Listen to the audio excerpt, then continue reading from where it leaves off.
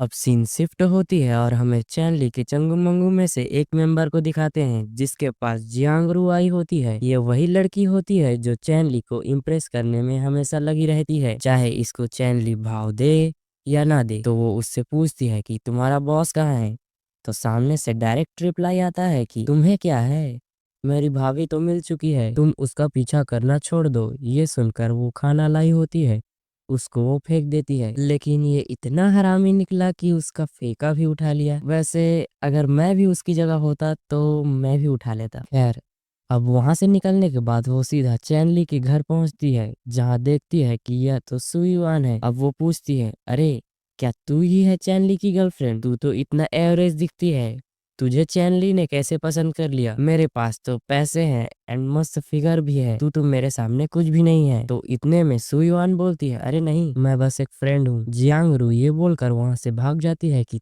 तुम्हारा उससे कोई भी रिलेशन रहे बट वो तो मेरा ही है। अब रात को हम ये देखते हैं कि चैनली सुयुआन के लिए कुछ लाया होता है। तो अब सुयुआन ऑब्वियसली पूछती है कि क्या है ये? तो अपना भाई भी बोलता है फ्लावर, फूल है। सुयान थोड़ा हंस के बोलती है कि अच्छा ये क्या है? तो चैनली कहता है ये जूस मशीन है। जिसके बाद सुयुआन बताती है कि तुमसे मिलने कोई आया था। तो वो बोलता है वो कौन है? सुयुआन बोलती है जियांगरू। तो ये सुनकर एक सेकेंड के लिए चैनली भी शॉक था, फिर उससे पूछने लगा कि तुम्हें कुछ गलत तो नहीं कहा ना उस नॉनसेंस ने? तो वो बोलती है कुछ नहीं, बस घर को देखी फिर देख कर चली गई, और क्या। इतने में चैनली सुयुआन को चिढ़ाने लगता है कि तुम जेलिस फील कर रही हो, जेलिस हो गई ना, है ना, है ना। न सुनने के बाद सुयुआन अपने रूम में चले जाती है। अब आगे अपना हीरो मचाने वाला है, देखते जाओ कैसे क्या से क्या कर देगा। तो जैसे ही सुयुआन रूम में जाती है, लाइट्स ऑफ हो जाती है, जिसके बाद हम देखते हैं कि सुयुआन ऐसा बिहेव करती है जैसा उसने अपने भाई का खिलौना चुरा लिया हो।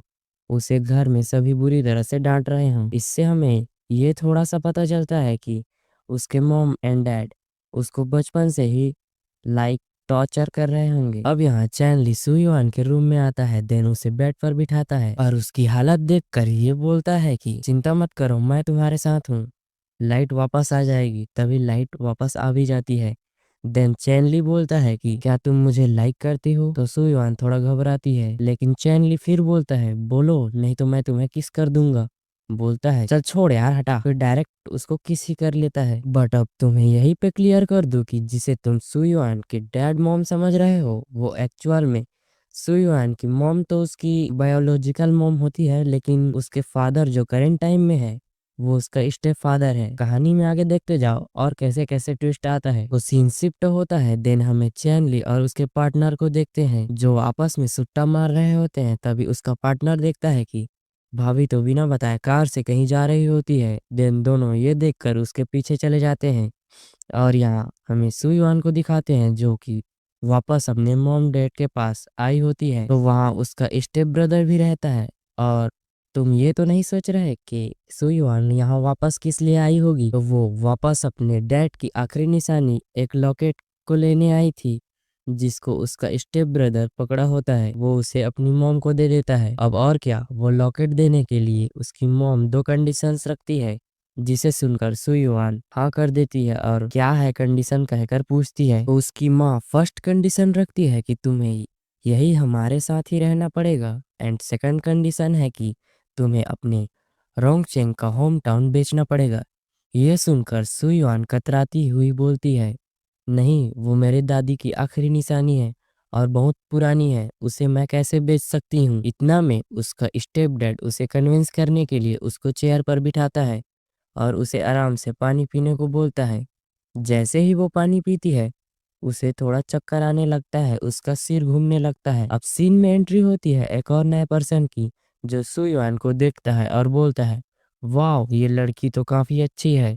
जिसके बाद वो एक ब्रीफ केस के साथ 3 लाख युआन के साथ उसकी फैमिली को दे देता है, जिसे देखकर सुयुआन क्वेश्चन करती है कि ये क्या माँ, तुमने अपनी बेटी के साथ ही ऐसा कर दिया, अपनी बेटी को ही बेच डाला। सुयुआन उस पर्सन को धमकी देकर बोलती है कि अगर तुमने मुझे टच भी किया तो मैं पुलिस बुला लूंगी। वैसे जोक्स अपार्ट गाइस, कोई कितना भी माँ बाप बुरा रहे लेकिन उनको ऐसा कभी नहीं करना चाहिए। मानते हो ना या नहीं मानते? कमेंट में जरूर बताना। और ड्रामा इंटरेस्टिंग अच्छी लग रही हो तो चैनल को सब्सक्राइब कर लो।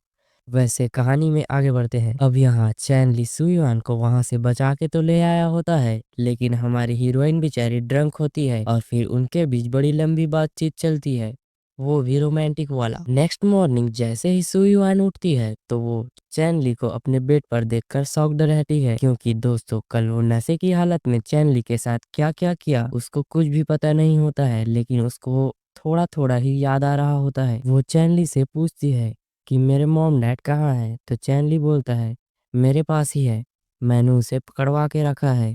तो सुयुआन पूछती है तुम्हारी इन सब बातों को वो लोग सुन कैसे लेते हैं और मान कैसे लेते हैं, कौन हो तुम? तो अपना हीरो भी बोलता है ओ मैडम, वो तो मेरे बॉडीगार्ड्स हैं, उन्हें तो मैं रोज 200 युआन देता हूँ। ये इसलिए बता रहा हूँ कि तुम फिर ये मत सोचो कि मैं कोई गैंगस्टर बॉस हूँ। तो सुयोन बोलती है तुम ठीक ही कह रहे होगे। अब दोनों एक साथ घर के नीचे आते हैं और चैन ली के चंगू मंगू ने सुयोन की फैमिली मेंबर्स को अपनी निगरानी में रखे होते हैं। अब यहाँ चैन ली सभी को एक्सप्लेन करने के लिए बोलता है कि तुमने सुयोन को नशे की गोली क्यों दी थी। तो इधर उसकी माँ बोलती है ये मैंने नहीं, इसने किया है, और वो डीलर होता है वो सुयोन की मदर को फंसाता है। ये लोग आपस में ही तीनों के ऊपर इल्जाम लगा रहे होते हैं। सुयुआन बोलती है इन लोगों को पुलिस के हवाले कर दो। चैन ली ठीक है बोलता है, लेकिन यहाँ सुयुआन शॉक्ड होती है कि ये बॉडीगार्ड 200 युआन के लिए कितना स्ट्रिक्ट बिहेव कर रहे हैं। अब सुयुआन को एक और बात याद आता है जिसमें वो चैन ली से पूछती है कि क्या तुम्हें वहाँ कोई लॉकेट मिला। तो फिर एज ए गिफ्ट चैन ली उसको बॉक्स देता है जिसमें उसके फादर की निशानी वो लॉकेट होती है, जिसे देखकर सुयुआन काफी इमोशनल हो जाती है। लेकिन अपना हीरो तो डबल स्मार्ट निकला, बोलता है मुझे थैंक यू नहीं कुछ और चाहिए बोलता है। तो सुयुआन बोलती है क्या चाहिए तुम्हें। फिर चैन ली बोलता है यहाँ पे एक किस चाहिए। सुयुआन रेडी हो जाती है, लेकिन अपना हीरो यहाँ भी हीरोपंती दिखाते हुए अपना फेस टर्न कर लेता है और फिर दोनों में लिप किस हो जाता है। अब चैन ली सुयुआन से एक फेवर मांगता है, फिर दोनों मैरिज ऑफिस जाकर मैरिज कर लेते हैं।